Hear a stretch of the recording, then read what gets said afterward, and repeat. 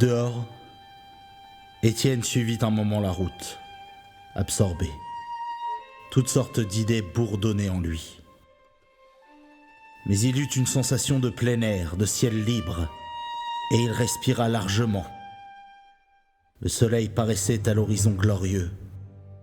C'était un réveil d'allégresse dans la campagne entière.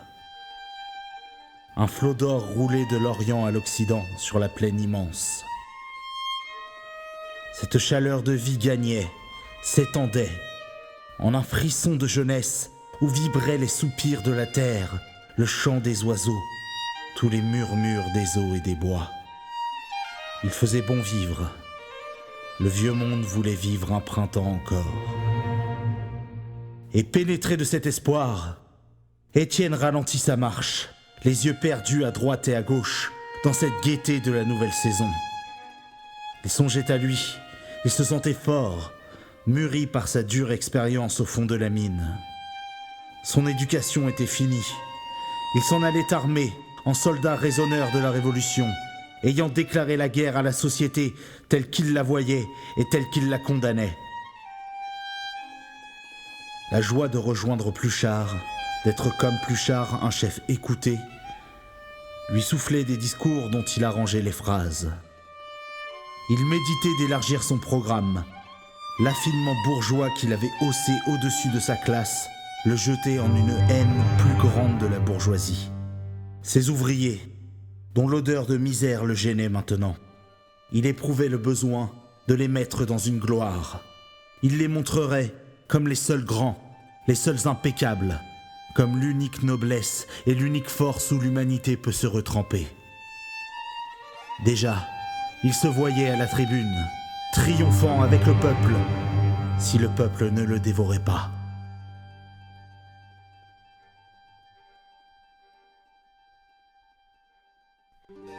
Très haut, un chant d'alouette lui fit regarder le ciel.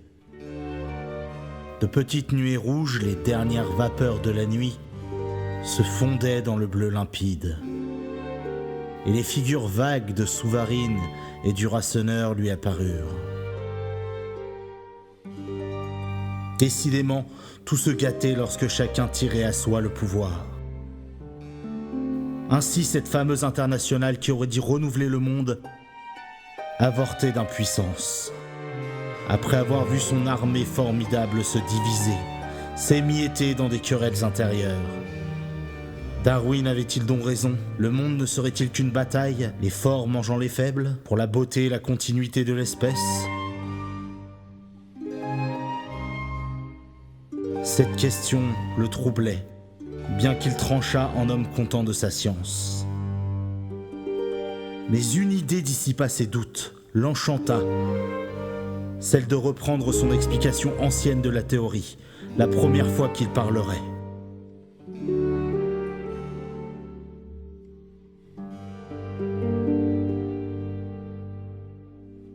S'il fallait qu'une classe fût mangée, n'était-ce pas le peuple, vivace, neuf encore, qui mangerait la bourgeoisie épuisée de jouissance?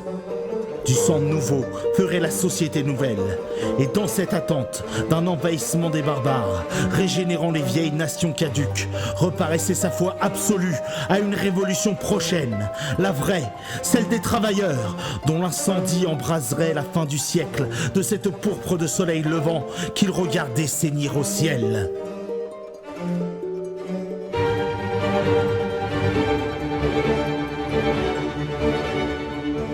Il marchait toujours, rêvassant, battant de sa canne de cournoyer les cailloux de la route. Et quand il jetait les yeux autour de lui, il reconnaissait des coins du pays. Justement, à la fourche aux bœufs, il se souvint qu'il avait pris là le commandement de la bande, le matin du saccage des fosses. Aujourd'hui, le travail de brute, mortel, mal payé, recommençait. Sous la terre, là-bas, à 700 mètres, il lui semblait entendre des coups sourds, réguliers, continus. C'étaient les camarades qu'il venait de voir descendre. Les camarades noirs, qui tapaient dans leur rage silencieuse. Sans doute, ils étaient vaincus, Ils y avaient laissé de l'argent et des morts. Mais Paris n'oublierait pas les coups de feu du Voreux. Le sang de l'Empire, lui aussi, coulerait par cette blessure inguérissable. Et si la crise industrielle tirait à sa fin, si les usines rouvraient une à une, l'état de guerre n'en restait pas moins déclaré sans que la paix fût désormais possible. Les charbonniers s'étaient comptés, ils avaient essayé leur force, secoués de leurs cris de justice, les ouvriers de la France entière. Aussi, leur défaite ne rassurait-elle personne. Les bourgeois de Montsou, envahis dans leur victoire du sourd malaise des lendemains de grève, regardaient derrière eux si leur fin n'était pas là quand même, inévitable, au fond de ce grand silence. Ils comprenaient que la révolution renaîtrait sans cesse. Demain peut-être, avec la grève générale, l'entente de tous les travailleurs ayant des caisses de secours, pouvant tenir pendant des mois en mangeant du pain. Cette fois encore, c'était un coup d'épaule donné à la société en ruine. Et ils en avaient entendu le craquement sous leurs pas. Et ils sentaient monter d'autres secousses, toujours d'autres, jusqu'à ce que ce vieil édifice, ébranlé, s'effondrât, s'engloutit comme le Voreux coulant à l'abîme. Étienne prit à gauche le chemin de Joiselle. Il se rappela, il y avait empêché la bande de se ruer sur Gaston-Marie. Au loin, dans le soleil clair, il voyait les beffrois de plusieurs fosses, Mirou sur sa droite, Madeleine et Crèvecoeur côte à côte. Le travail grondait partout. Les coups de rivelaine qu'il croyait saisir au fond de la terre tapaient maintenant d'un bout à l'autre de la plaine. Un coup, et un coup encore, et des coups toujours, sous les champs, les routes, les villages, qui riaient à la lumière, tout l'obscur travail du bagne souterrain, si écrasé par la masse énorme des roches qu'il fallait le savoir là-dessous, pour en distinguer le grand soupir douloureux. Et il songeait à présent que la violence peut-être ne hâtait pas les choses. Des câbles coupés, des rails arrachés, des lampes cassées, quelle inutile besogne. Cela valait bien la peine de galoper à 3000 en une bande dévastatrice. Vaguement, il devinait que la légalité un jour pouvait être plus terrible. Sa raison mûrissait. Il avait jeté la gourme de ses rancunes. Oui, la Maheude le disait bien avec son bon sens. Ce serait le grand coup.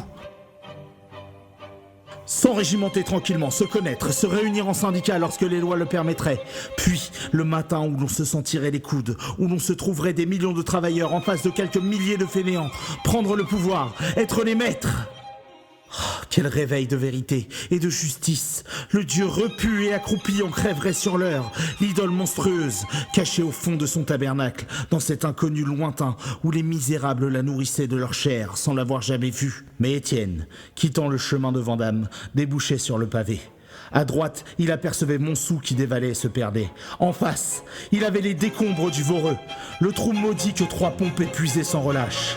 Puis, c'étaient les autres fosses à l'horizon, la Victoire, Saint-Thomas, Feutry-Cantel, tandis que, vers le nord, les tours élevées des hauts fourneaux et les batteries des fours à coke fumaient dans l'air transparent du matin. S'il voulait ne pas manquer le train de 8 heures, il devait se hâter, car il avait encore 6 kilomètres à faire. Et sous ses pieds, les coups profonds, les coups obstinés des rivelaines continuaient. Les camarades étaient tous là, il les entendait le suivre à chaque enjambée. N'était-ce pas la Maheude sous cette pièce de betterave, l'échine cassée, dont le souffle montait si rauque, accompagné par le ronflement du ventilateur? À gauche, à droite, plus loin, il croyait en reconnaître d'autres, sous les blés, les haies vives, les jeunes arbres. Maintenant, en plein ciel, le soleil d'avril rayonnait dans sa gloire, échauffant la terre qui enfantait. Du flanc nourricier jaillissait la vie. Les bourgeons crevaient en feuilles vertes, les champs tressaillaient de la poussée des herbes. De toutes parts, des graines se gonflaient, s'allongeaient, gerçaient la plaine, travaillaient d'un besoin de chaleur et de lumière. Un débordement de sève coulait avec des voix chuchotantes. Le bruit des germes s'épandait en un grand baiser. Encore, de plus en plus distinctement, comme s'ils se fussent rapprochés du sol, les camarades tapaient. Aux rayons enflammés de l'astre, Par cette matinée de jeunesse, c'était de cette rumeur que la campagne était grosse. Des hommes poussaient. Une armée noire, vengeresse, qui germait lentement dans les sillons, grandissant pour les récoltes du siècle futur, et dont la germination allait faire bientôt éclater la terre.